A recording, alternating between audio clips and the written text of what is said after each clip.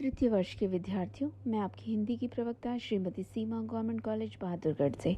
विद्यार्थियों, आज हम पढ़ेंगे निबंध आशा का अंत। आशा का अंत लेखक बालमुकुंद द्वारा रचित एक राजनीतिक व्यंग्यात्मक लेख है, जिसमें लेखक के द्वारा अंग्रेजी शासन के समय भारत की दुर्दशा का सजीव चित्रण किया गया है। ये लेख शिव शंभू के चिट्ठे का एक अंश है। जब लॉर्ड कर्जन दूसरी बार भारत का वायसराय बनकर आया था, तो भारतीय जनता को उससे बहुत आशाएं थीं, लेकिन वह भारतवासियों की उम्मीदों पर खरा नहीं उतरा था। लोगों के हृदय में उसके प्रति आक्रोश भरा था।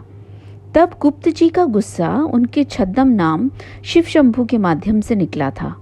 लेखक ने लॉर्ड कर्जन को माई लॉर्ड कहकर अनेक व्यंग्य कसे थे।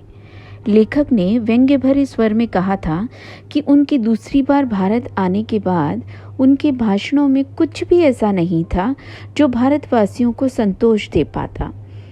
भारतवासियों को उनसे अनेक आशाएं थीं। तरह तरह की पीड़ा झेलने वालों को सदा एक उम्मीद तो होती है कि उनकी पीड़ा का निवारण अवश्य हो जाएगा, लेकिन जब उसकी उम्मीद भी किसी कारण से टूट जाए तो फिर उनके लिए शेष कुछ भी नहीं बचता। कलकत्ता के समाचार पत्रों ने उनके पुनः भारत आगमन पर न जाने क्या क्या छापकर लोगों के हृदय में उम्मीदें जगा दी थी।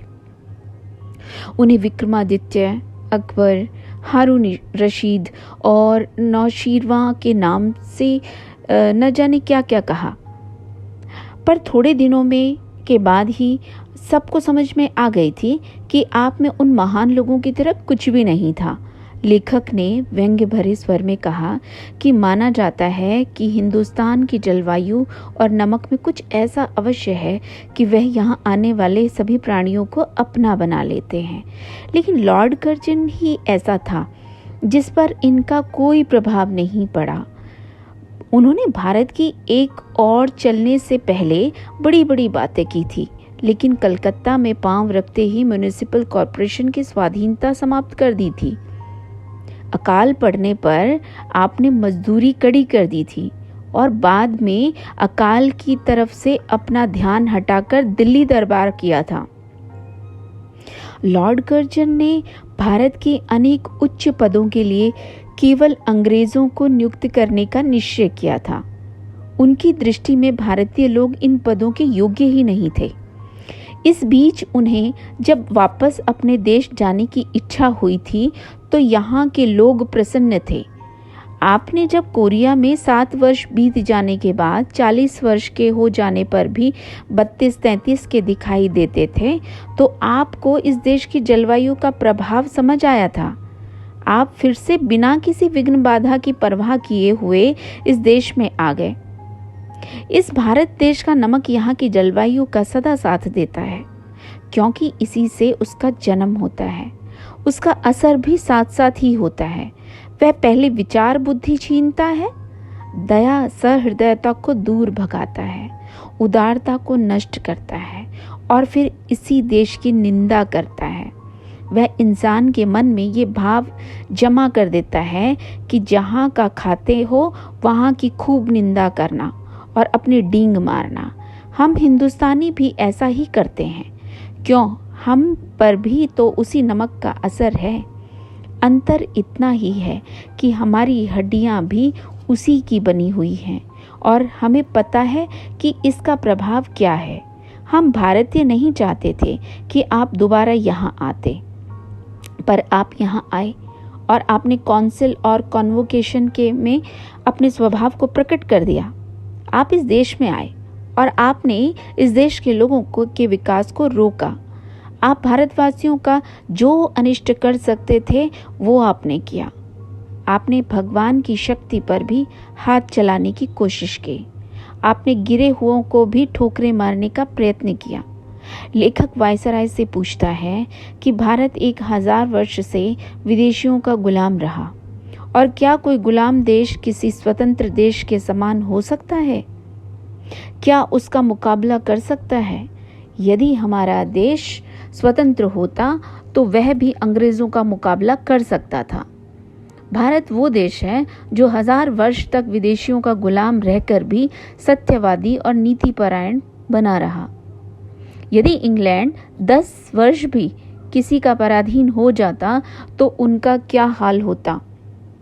भारत कर्मवादी देश है, वह असत्यवादी हो ही नहीं सकता। जो अंग्रेज भारत में रह रहे थे वे सब इस भारत भूमि को भोग रहे थे। वे बड़े बड़े भवनों में रहते थे और जो चाहे उसका भोग करते थे। भारतवासी यहाँ के होकर भी आवारा कुत्तों की तरह भूखे प्यासे भटक भटक कर मरते थे। गर्मी सर्दी के कारण वे भी कष्ट उठाते थे। सर्दी के कारण तो न जाने कितने गरीब लोग मर जाते थे, पर फिर भी वे किसी को दोष नहीं देते थे। वे अपने कर्मों के दोषों को अपने कष्टों का कारण बताते थे। ऐसी कर्म परायण और धर्म परायण जनता को धूर्त कहते हुए विदेशी शासकों को लाज आनी चाहिए थी। लॉर्ड कर्जन 2 बार भारत आया, लेकिन वायसराय होकर भी उसने कभी यहाँ के गरीबों की ओर ध्यान नहीं दिया। यहाँ की प्रजा भूखी प्यासी रही, पर उसने कभी भी उन्हें किसी भी काम के लिए प्रोत्साहित नहीं किया। जब महारानी विक्टोरिया ने भारतवासियों के प्रति अच्छा बर्ताव किया था तो देशवासी उसे मां के समान मानने लगे थे।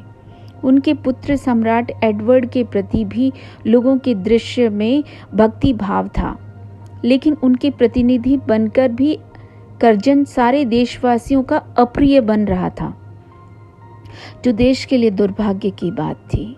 वह देशवासियों की पीड़ा का कारण बना हुआ था। तो विद्यार्थियों, आइए जानते हैं आशा का अंत निबंध का उद्देश्य क्या है। बाल मुकुंद गुप्त के निबंध आशा का अंत में अंग्रेजी शासन की वास्तविकता को व्यंग्यात्मकता की चाशनी में डुबो कर प्रस्तुत किया गया है। भारत लंबे समय तक विदेशियों का गुलाम रहा। उसने अपनी 1000 वर्ष की गुलामी में से लगभग 200 वर्ष अंग्रेजों की गुलामी में व्यतीत किए थे। भारत में अंग्रेजी शासन इंग्लैंड में बैठकर चलाया गया था। जब लेखक ने इस निबंध की रचना की थी तब इंग्लैंड में महारानी विक्टोरिया और उनके पुत्र महाराज एडवर्ड का शासन था, लेकिन उनके द्वारा यहाँ भेजे गए वायसराय लॉर्ड कर्जन की देखरेख में यहाँ का काम चलता रहा। महारानी विक्टोरिया और उनके पुत्र चाहे भारतवासियों की दृष्टि में बुरे नहीं थे, लेकिन उनके द्वारा भेजे गए वायसराय सारे भारतवासियों की आंख के कांटे थे। भारतवासियों ने उसे सम्मान दिया था, पर वे सम्मान के अधिकारी नहीं थे। वे तरह तरह से भारतीयों को कष्ट बढ़ाने के कार्य में जुटे रहते थे। वे वायसराय बनकर यहाँ 2 बार आए थे। जब पहली बार वापस गए थे तो देशवासियों ने शुक्र मनाया था, लेकिन वे दोबारा यहाँ भेज दिए गए थे। भारतीयों को हर प्रकार से उन्होंने परेशान किया। उन्हें लगता था कि ऊंचे पदों के लिए अंग्रेज ही भगवान ने बनाए थे। वायसराय ने देश में पैर रखते ही कलकत्ता के म्युनिसिपल कॉरपोरेशन की स्वाधीनता भंग कर दी थी। अकाल पीड़ितों की परवाह नहीं की थी। मजदूरी भी कड़ी कर दी गई थी। वे तो आंख पर पट्टी बांधकर, कानों में ठीठे ठोककर, नाक में नकेल डालकर आदमी को जिधर तिधर घसीटने का काम करते थे।